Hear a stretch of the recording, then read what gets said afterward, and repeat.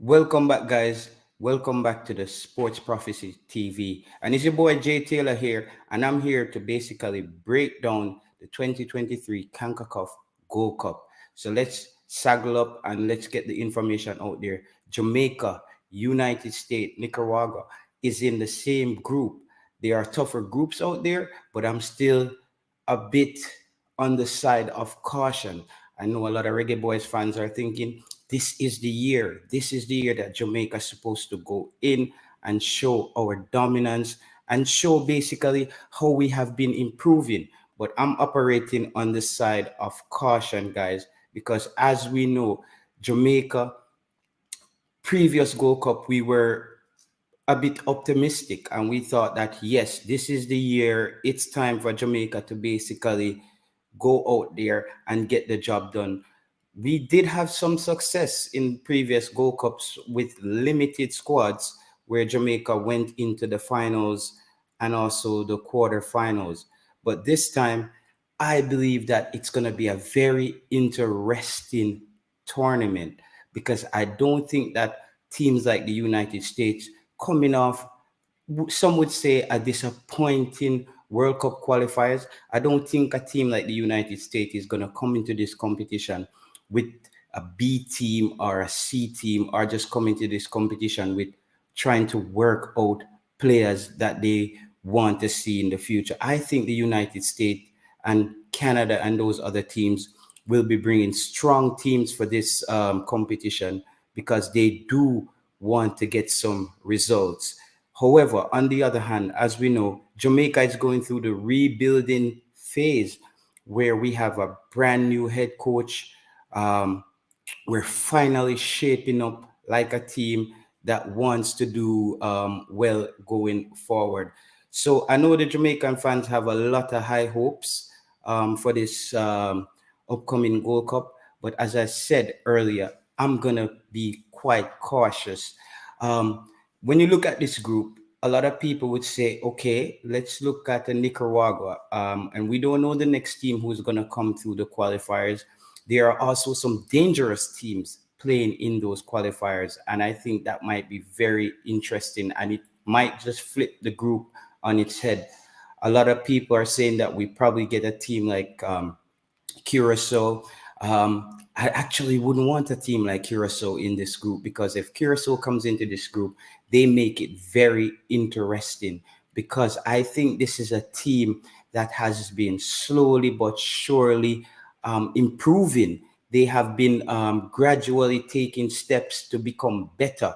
So the team that qualifies to come into this group, I think they could basically flip the group on its head and make the group a little bit more interesting. A lot of Reggae Boys fans would probably look at this group and said, all right, we should be able to get 6 points out of this group. And then potentially, if we lose to the United States, we are a second place team going into the second round. I'm not so convinced. I think this might be a very dicey group, especially with that fourth team coming in. The fourth team coming in is going to tell me a lot about this group of how it's going to play out. A lot of Jamaican fans might just tick off 3 points against Nicaragua. On the other hand, I'm very cautious. Jamaica hasn't have had a lot of games against a team like Nicaragua, so we don't really know how we're gonna match up against them. They have been playing a lot of football. On the other hand, Jamaica, we're still trying to build a squad. We're still trying to put a team together, and it's very interesting how it's gonna turn out.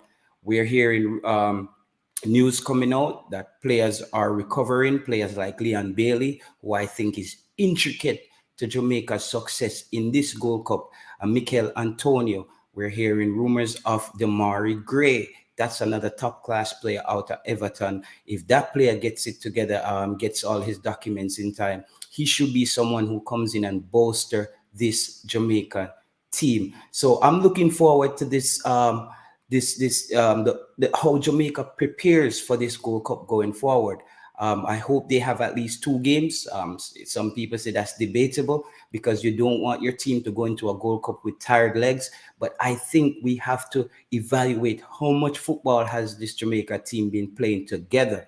And one of the things that's basically held us back in previous years was that Jamaica didn't have the proper preparation. A lot of people might say 2 weeks before a competition, that's great, but that's 2 weeks of players just training together. There's something that's called match sharpness, match fitness. We have to have that. And if we don't get the proper friendly games before this competition, Jamaica could end up going into the competition trying to get game match sharpness in the first round, and then you go up against a team like Nicaragua or a team like Curacao, and you didn't really hit the ground running. So I basically want Jamaica to have the proper preparation by having maybe 2 games, no less than 2 games. Jamaica cannot enter this competition with less than 2 games. We have to go into this competition with at least 2 games to be ready for this Gold Cup. It's going to be quite interesting. I think the United States is a team that they might feel a bit slighted by not getting better results in the World Cup qualifiers. I think they probably thought they had a good enough team to at least make it to the second round. That didn't come to fruition. So I think they want to win something under Berhalter. I think he wants to win this. They have a lot of young players coming in, and their team overall is predominantly young players. So I'm looking for Jamaica to compete, but I'm still a bit worried that the top dogs in this competition, the United States, the Mexicos, and the Canada, who has now elevated themselves into the top brass. My mistake there, into the top brass for the I stated Berhalter. My mistake there, into the top brass for the next competition. If you look how the United States team, I believe that a lot of teams tend to have what's called the World Cup hangover, and if Jamaica can go into this seeing the Gold Cup as their World Cup and try to compete, because I think Jamaica has to basically get a semi-final berth or a final berth for the fans and the organization, the JFF, to feel that we are making progress. If Jamaica don't make it past the first round, I think there's going to be cause for this head coach to be sacked. And we all know that this head coach has been making incremental changes. They have been doing very well, as far as we kind of separated the teams where we have fringe players playing developmental games. They had 2 games against Trinidad previously. Results weren't as fans would expect it to be. We didn't have a dominant display, but I expected that, because you then put a group of 23 players together who has never basically played together before, and then you expect them to go out there to play against a Trinidad team. Though Trinidad is not a strong team, Trinidad has been playing a lot of football. They have been playing together. Some would say the competition is not as I would say tough as playing a team like the US or Canada. But I still believe that competition is competition, because it gives the coaches time to work on strategies, to work on combinations, to work on how you evaluate players. I also think that the United States, though, however, they're at a crossroad, because when you look at their team coming out of the World Cup, it's not necessarily that they need to rebuild, but they need to basically revitalize themselves or capture that energy that the US had going into that World Cup. Because when you enter a big competition and you feel like you're supposed to do well and you don't do well, you can be a bit downhearted. So I think the US is going to come out there with something to prove. I also think that teams in the second round can become very challenging. Teams like Panama, I think Panama always have this style of football that you don't want to play Panama in a knockout game, because if they catch you on their day, it's not gonna be good for anybody. A lot of people, we might have a Qatar. Qatar can be a challenging group, a challenging team as well, because in the previous Gold Cup they played, because they were supposed to host the World Cup, so they got some football experience in this region. Nicaragua, if you look at Nicaragua, they haven't they haven't made a lot of, a big splash or big impact in the football world. But I always believe that those kind of teams like Nicaragua's, the Guatemalas, those kind of teams, they can be a bit tough to break down at times, as they are not really out there playing you to beat you outright by scoring a lot of goals. They're basically there to clog up the areas and just make the game as difficult for you. So if your team doesn't keep their focus over 90 minutes, you can end up in a nil-all draw with a Nicaragua in early group stage, and you don't want to drop 3 points.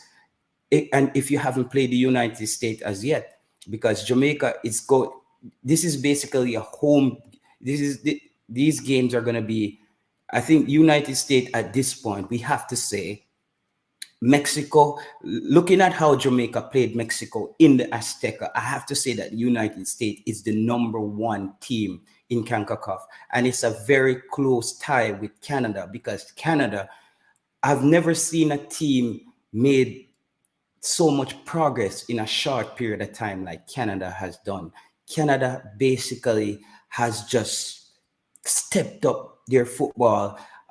They have so many young players as well coming through. But I think Canada, I still believe that Canada is going to struggle in the future. I don't know if the talent coming out of Canada is there to keep the consistency that they need to elevate themselves as a good team. On the other hand, Jamaica is just a team that's been, we've been cursed with, we have the curse of having so many talented players in the diaspora, but the politics in Jamaican football, that has always been the thing that held Jamaica back. Under our previous head coach, he didn't have good relations with certain players, and it just kept going downhill from there. Some players we thought should have been in the squad. We thought some players got in the squad because they were friends or affiliates with the previous head coach. No, we have a clean slate. We have a head coach who has no relationship with any of these players.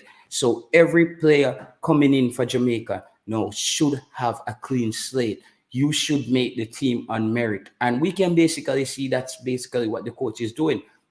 In that Mexico game, a lot of people didn't expect Jamaica to come out of that game with a result where Jamaica was leading that game on 2 occasions. Jamaica could have won that game. If you look back at the game, Leon Bailey had some clear-cut chances. However, some would say Leon Bailey's performance wasn't the best, but I thought that was the fittest I've seen Leon Bailey played for Jamaica. He ran for the entire 90 minutes. He was all over the park. I think Jamaica has to solve this midfield problems where we don't have that defensive midfielder, and then we're trying to compensate by using 2 attacking midfielder to play that box-to-box role. That leaves a lot of gaps in the midfield, and it makes teams that are even of a lower caliber than Jamaica tends to give us more difficulties going forward. But however, this is an interesting group. A lot would say this is an easy group for Jamaica. On the other hand, I disagree. I think this group is going to be very interesting, especially the 4th team to enter this group. That might turn out to be very dicey. So I'm looking for Jamaica. They need to go into this competition knowing that there's no weak teams. That's the worst thing you can do entering a competition. Start ticking off 3 points against Nicaragua, ticking off 3 points against the team that qualified. Remember, the team that qualifies as the 4th team in this group, they're going to be coming into this group with playing at least 3 games before. So those teams are automatically going to be in football shape, match sharpness, coming into this competition. They're not just coming in cold.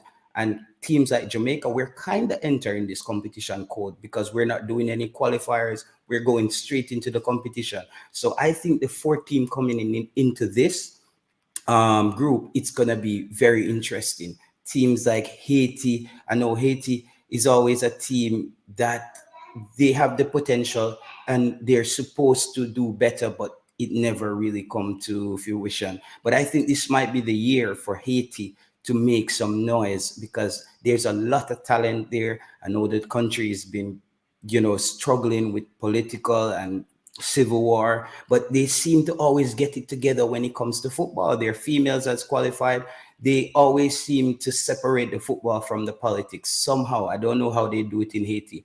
And this is a team that a lot of Jamaicans kind of support, because we kind of see the Haitians as, we have similar struggles in many ways. And I hope they can get it together. But Panama is also a team going forward that I think is always dangerous in these competition. But this group is going to come down to the United States and Jamaica competing for that first spot.